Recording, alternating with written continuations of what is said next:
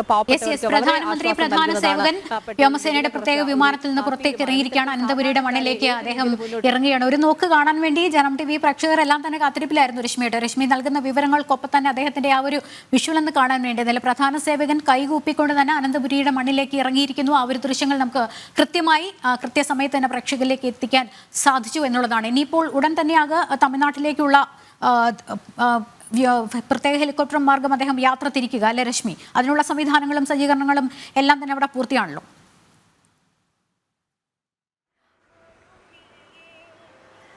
നമ്മളിപ്പോൾ ദൃശ്യത്തിൽ കണ്ടത് ലക്ഷ്മി അദ്ദേഹം കൈ കുപ്പിക്കൊണ്ട് വിമാനത്തിൽ നിന്ന് ഇറങ്ങിയ ദൃശ്യങ്ങളാണ് അല്പസമയം മുൻപ് തന്നെ നമ്മൾ പ്രേക്ഷകരുമായി പങ്കുവച്ചത്. അദ്ദേഹം മലയാളക്കരയിലേക്ക് തിരുവനന്തപുരത്തേക്ക് ഇറങ്ങിയിട്ടുണ്ട്. അദ്ദേഹത്തിനെ സ്വീകരിക്കുന്നതിനായി BJPയുടെ പ്രമുഖ നേതാക്കളെല്ലാം തന്നെ തിരുവനന്തപുരം വിമാനത്താവളത്തിൽ ഉണ്ട്. അദ്ദേഹം ഇറങ്ങി തൊട്ട് അടുത്ത് തന്നെയാണ് ഹെലികോപ്റ്റർ സജ്ജീകരിച്ചിട്ടുണ്ട്. ആ ഹെലികോപ്റ്ററിലാണ് അദ്ദേഹം നാഗർകോവിലേക്ക് പോവുക. അതിനുള്ള എല്ലാ സജ്ജീകരണങ്ങളും മുന്നൊരുക്കങ്ങളും ഒരുക്കിയിട്ടുണ്ട്. എല്ലാ സുരക്ഷാ ക്രമീകരണങ്ങളും തിരുവനന്തപുരം അന്താരാഷ്ട്ര വിമാനത്താവളത്തിന്റെ പരിസരത്ത് ഒരുക്കിയിട്ടുണ്ട്. അതോടൊപ്പം തന്നെ ഇവിടെ എല്ലാം ഗതാഗത നിയന്ത്രണം, പോലീസുകാർ, SPG ഉൾപ്പെടെയുള്ള സംഘം അദ്ദേഹത്തിന്റെ വരവിനോടനുബന്ധിച്ച് എല്ലാ മുന്നൊരുക്കങ്ങളും കനത്ത സുരക്ഷയുമാണ് ഒരുക്കിയിരിക്കുന്നത്. ഏതായാലും കൃത്യസമയത്ത് തന്നെ അദ്ദേഹം വിമാനത്താവളത്തിൽ എത്തിയിരിക്കുകയാണ്. അദ്ദേഹം ഇറങ്ങുന്ന ദൃശ്യങ്ങളാണ് പ്രേക്ഷകരുമായി നമ്മൾ പങ്കുവച്ചത്. ആ ഒരു നിമിഷത്തിന് വേണ്ടിയുള്ള കാത്തിരിപ്പിലായിരുന്നു മലയാളക്കര. കേരളത്തിലെ തമിഴ്നാട്ടിലെ സന്ദർശനമാണ്. അദ്ദേഹം ആ പ്രാദേശിക വേഷത്തിലാണെന്ന് തോന്നുന്നു അല്ലേ? ഒരു നോക്ക് കണ്ടതിൽ നമുക്ക് അങ്ങനെയാണ് മനസ്സിലാക്കേണ്ടത്.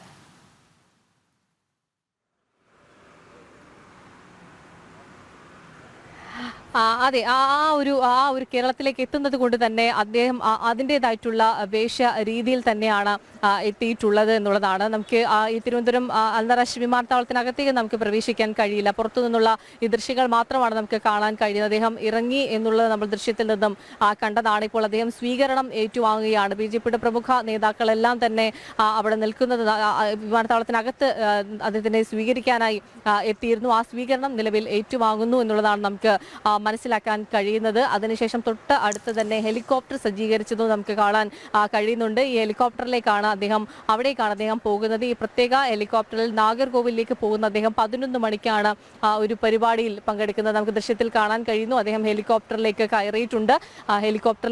കയറിയിട്ടുണ്ട്. അദ്ദേഹം ഇവിടെ നിന്നും അദ്ദേഹം തിരിക്കുന്നു എന്നുള്ളതാണ്. നാഗർകോവിലേക്ക് പ്രത്യേക ഹെലികോപ്റ്ററിൽ തിരിക്കുന്നു എന്നുള്ളതാണ് നമുക്ക് മനസ്സിലാക്കാൻ കഴിയുന്നത്.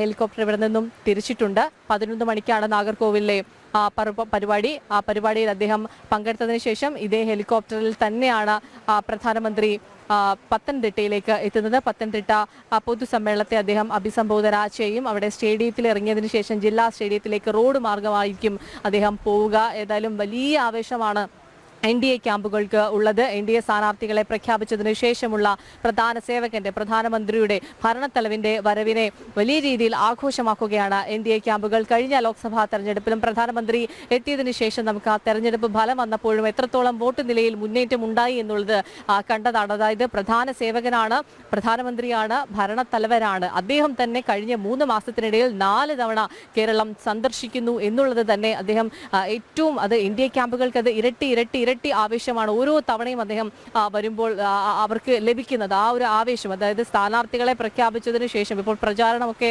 കൊഴുക്കുന്ന അതാണ്. തിരുവനന്തപുരം മണ്ഡലത്തിലാണെങ്കിൽ കൂടെ പ്രചാരണം അത് വലിയ രീതിയിൽ കൊഴുക്കുന്ന ഒരു സാഹചര്യമാണ് നിലവിലുള്ളത്. ആ ഒരു പ്രചാരണം കൊഴുത്തിരിക്കുന്ന വേളയിൽ പ്രധാന സേവകൻ തന്നെ എത്തുമ്പോൾ അത് തീർച്ചയായും NDA ക്യാമ്പുകൾക്ക് ഇരട്ടി ആവേശമാണ് നൽകുന്നത്. ലോക്സഭാ തെരഞ്ഞെടുപ്പ് തീയതി അടുത്ത ദിവസങ്ങളിൽ തന്നെ പ്രഖ്യാപിക്കാനിരിക്കുക. പക്ഷേ പ്രധാന ലോക്സഭാ മണ്ഡലങ്ങളിലെല്ലാം തന്നെ NDA സ്ഥാനാർത്ഥികളെ പ്രഖ്യാപിച്ചു കഴിഞ്ഞ സ്ഥിതിക്ക് ഏറ്റവും ആദ്യമായി പത്തനംതിട്ടയിലേക്ക് പ്രചാരണത്തിന്, പത്തനംതിട്ട മാവേലിക്കര മണ്ഡലങ്ങളിലെ സ്ഥാനാർത്ഥികളുടെ പ്രചാരണത്തിന് പ്രധാന സേവകൻ എത്തി എന്ന് പറയുമ്പോൾ ഈ പ്രചാരണ വിഷയങ്ങൾ അജണ്ടയല്ല എന്ന് വ്യക്തമാകാനിരിക്കുന്ന ഒരു സാഹചര്യം കൂടിയുണ്ട്. അദ്ദേഹത്തിന്റെ അത്തരത്തിലുള്ള വാക്കുകൾ കൂടി പാർട്ടി പ്രവർത്തകർ ഉൾപ്പെടെ കേൾക്കാൻ വേണ്ടി കാതോർത്തിരിക്കുന്ന ഒരു സാഹചര്യം കൂടിയുണ്ട്.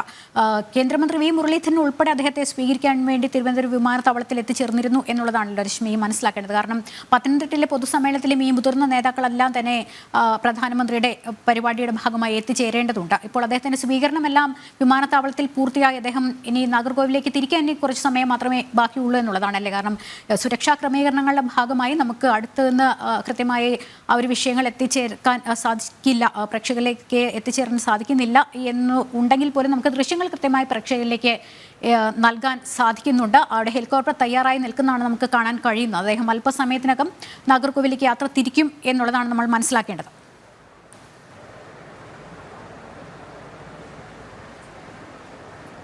അതെ ലക്ഷ്മി, നമുക്ക് ഈ വിമാനത്താവളത്തിനകത്തേക്ക് സുരക്ഷയുമായി മുൻനിർത്തി മാധ്യമങ്ങൾക്കകത്തേക്ക് പ്രവേശിക്കാൻ കഴിയില്ല. നമുക്ക് മനസ്സിലാക്കാൻ കഴിയുന്നത് അവിടെ സ്വീകരണം അദ്ദേഹം ഏറ്റുവാങ്ങുന്നു എന്നുള്ളതാണ്. നമുക്ക് ദൃശ്യത്തിൽ കാണാൻ കഴിയുന്നത് അദ്ദേഹത്തിന്റെ ഹെലികോപ്റ്റർ പൂർണ്ണ സജ്ജമായി നിൽക്കുന്നതാണ്. നമുക്കിപ്പോൾ നമ്മൾ പ്രേക്ഷകരുമായി പങ്കുവയ്ക്കുന്ന ദൃശ്യങ്ങൾ. അതായത് ഇനി വളരെ കുറച്ച് നിമിഷങ്ങൾ മാത്രമേ ഉള്ളൂ ഹെലികോപ്റ്റർ ഇവിടെ നിന്നും തിരിക്കുന്നതിന് വേണ്ടി. ഞാൻ നേരത്തെ പലതവണ പറഞ്ഞതുപോലെ തന്നെ തിരുവനന്തപുരത്ത് അദ്ദേഹത്തിന് മറ്റൊരു പരിപാടികളും ഇല്ല.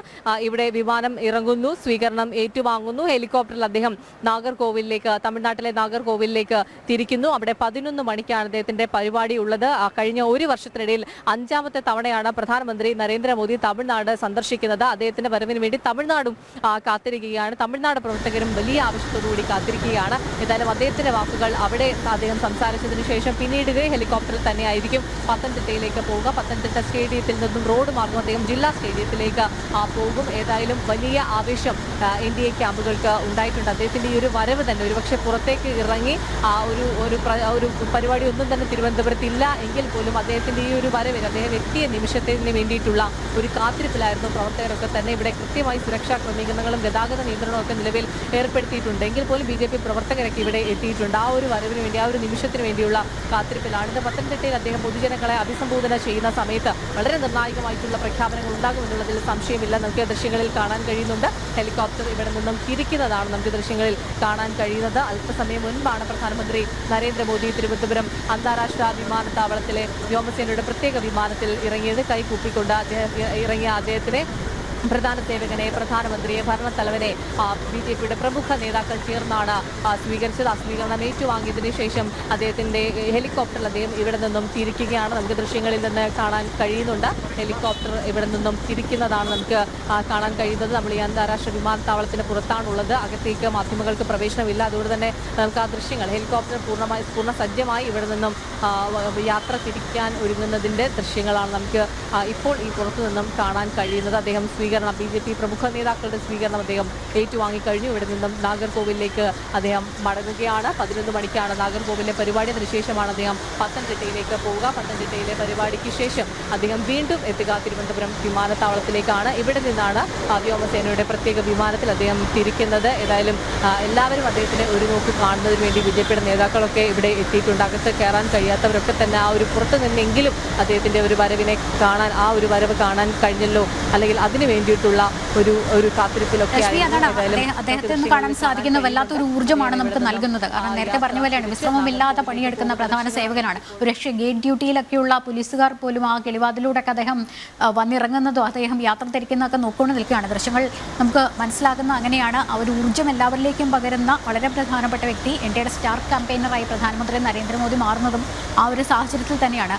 രശ്മി, എന്തായാലും 10:30 തന്നെ ഈ വ്യോമസേനയുടെ പ്രത്യേക വിമാനം വിമാനത്താവളത്തിലെത്തി. അദ്ദേഹം ഒരു 5 മിനിറ്റിനുള്ളിലൊക്കെ തന്നെ അദ്ദേഹം വിമാനത്തിൽ നിന്ന് പുറത്തേക്ക് ഇറങ്ങി സ്വീകരണങ്ങൾ ഏറ്റുവാങ്ങിയതിനു ശേഷം ഏതാണ്ട് 10 മിനിറ്റ് അല്ലേ അവിടെ അദ്ദേഹം ചിലവഴിച്ച സമയം. ഇപ്പോൾ ആ ഹെലികോപ്റ്റർ പറന്നുയർന്നിരിക്കുന്നു എന്നുള്ളതാണ്. ഇനി ആ ഒരു ഹെലികോപ്റ്ററാണ് അദ്ദേഹത്തെ വഹിച്ചുകൊണ്ട് ഇനി പത്തനംതിട്ടയിലേക്ക്, പത്തനംതിട്ടയിലേക്കും തിരിച്ച് തിരുവനന്തപുരത്തേക്കും ഒക്കെ അദ്ദേഹത്തിൻ്റെ മടക്കയാത്രയുടെ ഭാഗമായി അദ്ദേഹത്തിന് ഇനിയുള്ള ഒരു സഞ്ചാരം ആ ഒരു ഹെലികോപ്റ്ററിൽ തന്നെയായിരിക്കും എന്നുള്ളതാണ്. പക്ഷേ പ്രമാടം രാജീവ് ഗാന്ധി ഇൻഡോർ സ്റ്റേഡിയത്തിൽ ഈ ഹെലികോപ്റ്റർ ഇറങ്ങിയതിന് ശേഷം അദ്ദേഹം പത്തനംതിട്ടയിലേക്ക്, ജില്ലാ സ്റ്റേഡിയത്തിലേക്ക് റോഡ് മാർഗമായിരിക്കും പോവുക എന്നുള്ളതാണ് മനസ്സിലാക്കേണ്ടത്. അദ്ദേഹത്തെ സ്വീകരിക്കാൻ വേണ്ടി എത്തിയ BJPയുടെ പ്രമുഖ നേതാക്കളെല്ലാം തന്നെ സ്വീകരണ ചടങ്ങുകൾക്ക് ശേഷം അദ്ദേഹം അവിടെ നിന്ന് തിരിച്ചതിന് ശേഷം മടങ്ങുന്ന കാഴ്ച കൂടിയാണ് കാണുന്നത്. ഇപ്പോൾ പ്രധാന സേവകൻ അനന്തപുരിയുടെ മണ്ണിലേക്ക് ഇറങ്ങിയ ഒരു ദൃശ്യങ്ങൾ ഒരിക്കൽ കൂടി പ്രേക്ഷകരിലേക്ക് എത്തിക്കുകയാണ് ജനം TV. കൃത്യമായി അത് നമുക്ക് സമയബന്ധമായി തന്നെ നമുക്ക് പ്രേക്ഷകരിലേക്ക് അത് എത്തിക്കാൻ സാധിച്ചു എന്നുള്ളതാണ്. ഇനിയും തുടർന്നുള്ള മണിക്കൂറുകളിലും പത്തനംതിട്ടയിലെ ഇന്ത്യയുടെ മഹാസമ്മേളനത്തിൻ്റെ ഉൾപ്പെടെയുള്ള വിശദാംശങ്ങൾ പ്രേക്ഷകരിലേക്ക് കൃത്യമായി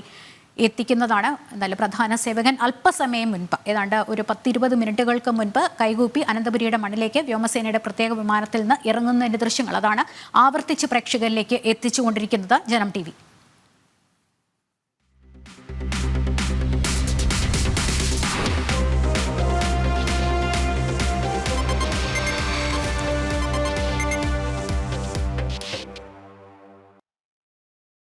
പ്രധാന സേവകൻ തിരുവനന്തപുരം വിമാനത്താവളത്തിൽ, അന്താരാഷ്ട്ര വിമാനത്താവളത്തിൽ വ്യോമസേനയുടെ പ്രത്യേക വിമാനത്തിൽ എത്തിച്ചേർന്നതിന് പിന്നാലെ അവിടെ BJP-യുടെ ഉയർന്ന നേതാക്കൾ, പ്രമുഖ നേതാക്കൾ വി മുരളീധരൻ ഉൾപ്പെടെയുള്ളവർ, രാജീവ് ചന്ദ്രശേഖർ ഉൾപ്പെടെയുള്ളവർ സ്വീകരണം ഏറ്റുവാങ്ങിയതിനു ശേഷം നാഗർകോവിലേക്ക് ഹെലികോപ്റ്റർ മാർഗം യാത്ര തിരിച്ചിരിക്കുകയാണ്. ഇനി നാഗർകോവിലിലെ പരിപാടിക്ക് ശേഷം, സന്ദർശന പരിപാടിക്ക് ശേഷം അദ്ദേഹം പത്തനംതിട്ടയിലെ പ്രമാടം രാജീവ് ഗാന്ധി ഇൻഡോർ സ്റ്റേഡിയത്തിലാണ് അല്പം മുൻപ് നമ്മൾ കണ്ട ഹെലികോപ്റ്ററിൽ അദ്ദേഹം എത്തിച്ചേരുക. അതിനുശേഷം ജില്ലാ സ്റ്റേഡിയത്തിലേക്കുള്ള അദ്ദേഹത്തിന്റെ യാത്ര റോഡ് മാർഗമാണ്.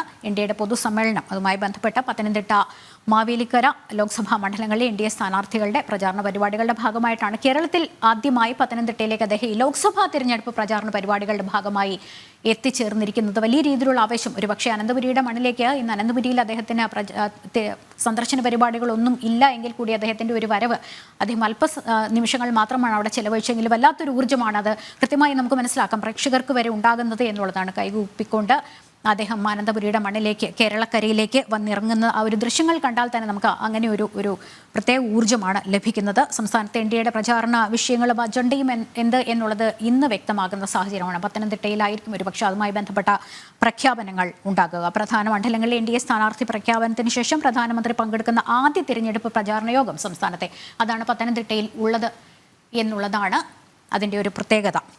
സുപ്രധാന പ്രഖ്യാപനങ്ങൾ ഉണ്ടാകാനുള്ള സാധ്യത നോക്കിക്കാണുന്നുണ്ട്.